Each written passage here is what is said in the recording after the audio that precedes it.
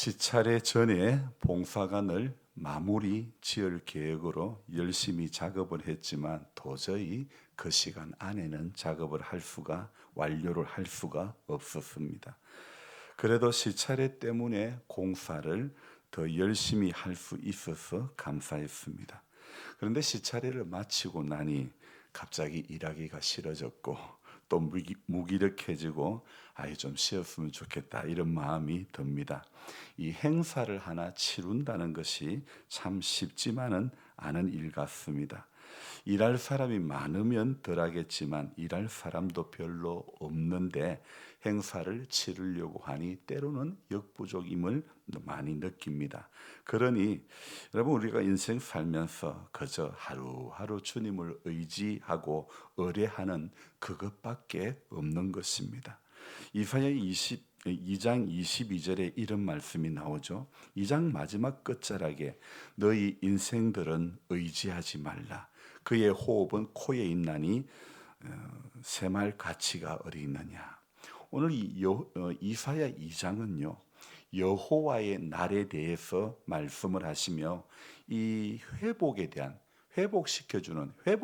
그런 말씀을 메시지를 주시는데, 근데 그 마지막 2장을 마무리하는 마지막에 너희 인생들은 의지하지 말고 오직 하나님만, 그러니까 너희는 인생을 의지하지 말고 오직 하나님만 의지하라고 말씀하고 있죠. 그런데 오늘 이사야서가 3장으로 넘어오면요, 하나님께서는 유다 백성들이 하나님보다 더 의지하는 그 모든 것들을 다 제해버리시겠다 이 말씀을 하고 있습니다.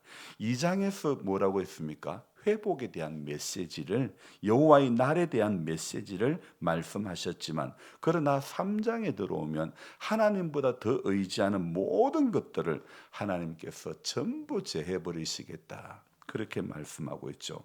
그래서 보라, 주 만군의 여호와께서 예루살렘과 유다가 의뢰하며 의지하는 것을 제하여 버리시되 곧 그가 의지하는 모든 양식과 모든 물과. 2절과 3절에서는 또 어떤 내용이 나옵니까? 용사와 전사와 재판관과 선지자와 복술자와 장로와 오십부장과, 이거는요 지도자들 이야기하죠. 또 정교한 장인과 능랑한 요술자를 그리할 것이며, 이런 지도자들이 다 사라지게 될 것을, 어떤 경우에 하나님보다 더 의뢰하고 의지하는 것이 있으면 전부 다 이런 것들을 다 사라지게 할 것이며, 그리고 어떻게 되어지냐, 세상이 어떻게 되어지느냐. 4절에 자, 한번 읽어볼까요? 그가 또 소년들을 그들의 고관으로 삼으시며 아이들이 그들을 다스리게 하시리니. 여러분, 이게 이 지도자는요, 아무리 그래도 경험이 있고 이런 분들이 지도자를 해야 되는데, 경험도 아무것도 없는 소년들을 그들의 고관으로 삼으시며 아이들이 그들을 다스린다. 이 뭔가 제대로 돼가는 꼴이 아니죠. 소년과 아이들이 다스리겠다는 그런 모습이죠. 그뿐입니까? 5절 한번 봅시다. 하나님보다 의지하는 그 모든 것으로 인해 그 결과는 5절에 무엇이라고 말합니까? 더 비참한 모습을 볼 수가 있죠. 같이 읽어봅니다. 백성이 서로 학대하며 각기 이웃을 잔해하며 아이가 노인에게 비천한 자가 존귀한 자에게 교만할 것이며. 참, 이건 너무 안타까운 이야기 아닙니까? 이 모든 이 5절의 상황이 어떨 때 되어진다고요?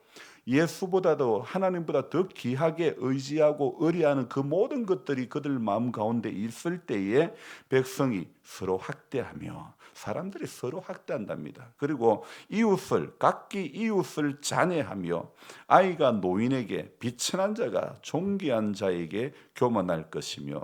사실 이거 우리 문화는 참 다른데, 이 교회 일을 하다 보니까 말레이시아 청년들이 우리 연집사님 형님 앞에서 담배를 이렇게 그냥 바로 피우는데, 우리 문화는 그래도 낯선 사람들, 또 자기보다 연배가 훨씬 많은 경우에는 담배를 피우지 않는데, 얘네들은 아무런 문제가 없는 거예요. 그죠? 아무런 그 관계가 없는 거예요.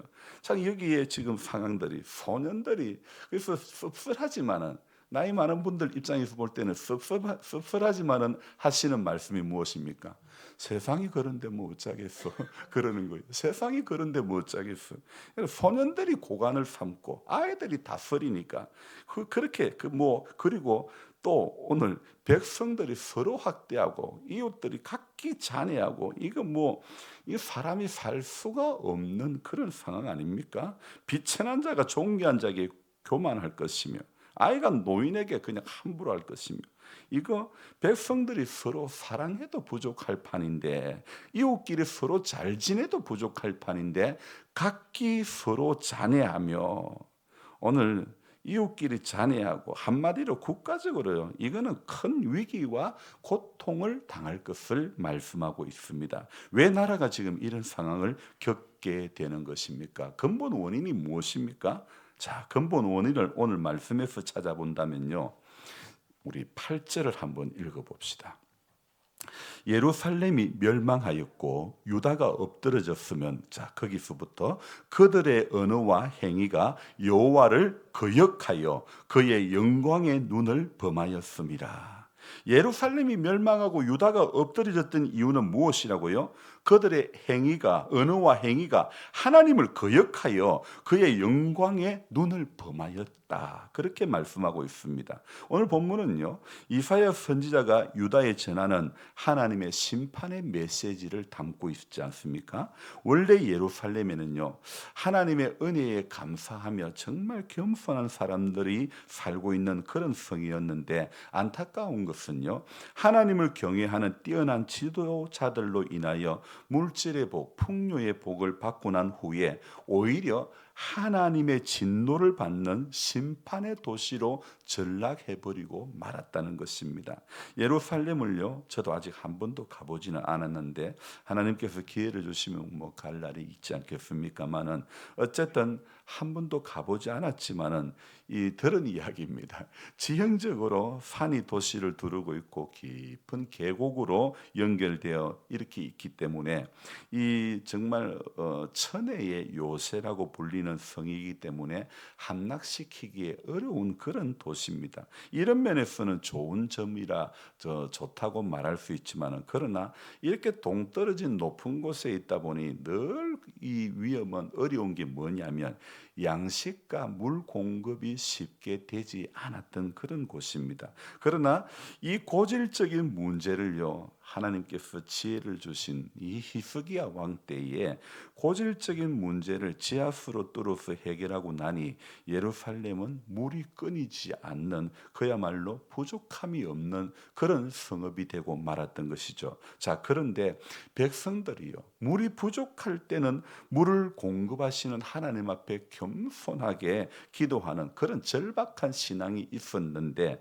그런데 이제 히스기야 때 이후로 물이 늘 공급되고 끊어지지 않으니까 그 수로를 통해 가지고 공급되는 물을 의지하는 그런 사람으로 그런 나라로 변해버린 거예요. 그래서 남유다는 1개 지파, 북이스라엘은 11개 지파 그렇게 나누어져 가지고 북이스라엘은 아무래도 그렇게 지파가 많다 보니까 경제적인 힘과 군사력, 외교력이 외교 발음이 또 안 되네요. 외교력이 이 남유다에 비해서 아주 좀 더 센 편이죠. 그래서 남유다는 상대적으로 늘 이렇게 잦은 침략을 당하고 그런 나라였죠. 그런데 하나님께서 북이스라엘의 교만한 그 죄를 심판하시는 거예요. 그래서 그 틈을 타서 남유다가 경제적으로 일어설 수 있는 기회가 됩니다. 북이스라엘에 뛰어난 사람들이 남유다로 이렇게 이주해 와서 유다는요 어느 때보다도 양식과 물자, 금은 이런 자원들이 풍요한 그런 시대를 누리게 되었죠.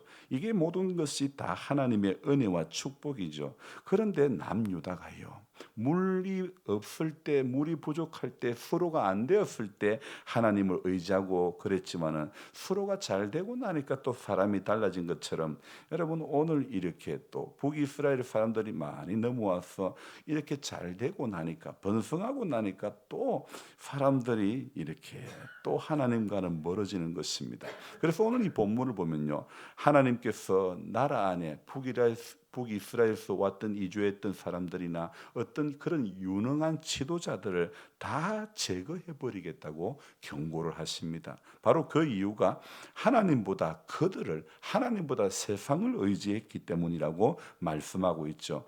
마찬가지로 북이스라엘이 하나님을 떠나 극심한 타락에 빠졌을 때 북이스라엘에서 남유다로 예루살렘으로 이렇게 많은 사람들이 이주해 오게 되어 예루살렘이 굉장히 힘이 있는 도시로 부상하는 그런 기틀이 되었는데, 백성들을 옳은 방향으로 이끌어야 하는 지도자가 사라지니 소년들이 고위 간직에 오르게 되고 아이들이 노인을 향하여 이렇게 또 무식한 자가 지혜자를 무시하는 그런 사회가 되고 말았다는 것입니다. 사회가 타락하게 될 때 정직하고 분별력이 있는 그런 리더들이 나와야 되는데, 오히려 그런 사람들이 업신여김을 당하고 공직에서 물러날 수밖에 없고 아첨하고 뇌물 주고 그런 사람들이 높은 자리에 올라가는 그런 나라가 부패한 나라가 되고 맙니다. 뻔한 거짓말로 경제적인 부를 약속하고 거짓말쟁이들이 권력을 차지하는 그런 현상이 나타나는 거죠. 아이 같이 우리 어린아이는요 자기밖에 모르는 거예요. 어린아이처럼 이기적이고 근시안적인 사람과 사람이 만나면 싸우는 그런 모습, 그런 일들 하나님의 심판의 증거 아니겠습니까? 각기 이웃을 잔해하는 것, 이거 다 하나님의 심판의 증거 아닙니까? 원래 예루살렘은 그런 곳이 아니었죠. 경제적인 부와 풍부한 물과 사회 각층에서 재능과 싸움에 뛰어난 용사들과 머리가 뛰어난 리더들이 물붓듯이 부어지던 축복의 시대를 지내오면서 예루살렘이 그만 교만하고 말았던 것이죠. 그래서 결국은 하나님의 노를 이렇게 맞이할 수밖에 없던 그런 이스라엘이 되고 말았던 것입니다. 오늘 그 심판의 결과가요, 좀 전에 읽었던 것처럼 4절에 나오지요. 소년들이 고관되고 5절에 서로 학대하고 각기 잔해하고 12절에 또 어떻습니까? 내 백성은 학대하는 자는 아이요 다스리는 자는 여자들이라. 내 백성이여 내 인도자들이 너를 유혹하여 내가 다닐 길을 어지럽히니라. 가는 길도 어지럽고 아이들이 백성을 학대하고, 이거 뭐 사람이 사는 세상이 아니죠.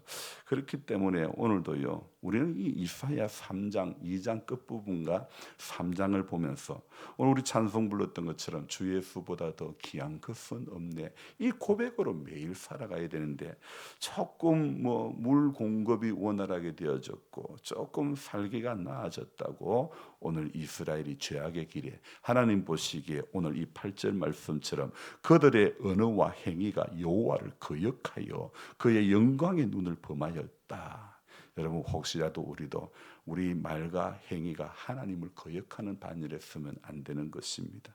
그의 영광의 눈을 범하는 자리에 서면 안 되는 것입니다. 매번 우리가 우리의 삶에서 가장 중요하고 가장 먼저 해야 될 것은요, 하나님을 하나님의 자리에 모시고 살아가는 것, 이게 가장 선행되어져야 될 일인 줄로 믿습니다. 그래서 우리 날마다의 고백이 주 예수보다 더 귀한 것은 없네, 이 고백만이 정답인 줄로 믿습니다. 하나님을 왕으로 모시고 하나님과 늘 동행하는 삶, 그래야 하나님과 늘 동행하는 삶, 그 삶이 우리 삶의 가장 큰 힘이고 능력인 줄로 믿습니다. 그래서 오늘도 다른 것이 없고 예수보다 더 귀한 것이 없나, 하나님보다 더 귀하게 여겨지는 것이 없을까 늘 생각해 보면서 주님을 제일로 높여드리고 또 그분을 의뢰하고 의지하는 야곱의 하나님으로 자기 하나님을 삼는 자가 복이 있다고 하는 말씀처럼 오늘도 그 하나님을 신뢰하며 그 하나님만 의지하며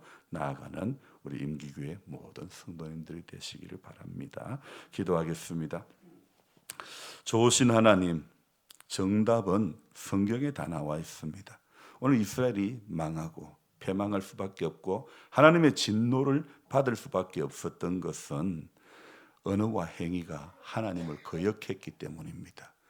말과 행실이 믿는 것과 사는 것이 다르기 때문에, 하나님을 거역했기 때문에 결국은 이 심판을 맞이할 수밖에, 아이들이 나라를 다스리고 어린 사람들이 노인을 무시하고 미련한 사람이 존귀한 자에게 교만하게 행하게 되는, 정말 그래서 이웃이 각기 서로 잔해하고 정말 사람이 살 수 없는, 이런 꼴 저런 꼴 보기 싫다는, 정말 말할 수 없는 그런 환경이 되어버리고 말았던 것입니다. 그 모든 것이 하나님보다 더 의리하고 의지하는 것 때문에 이 결과를 초래하고 말았다는 것을 우리는 보았습니다.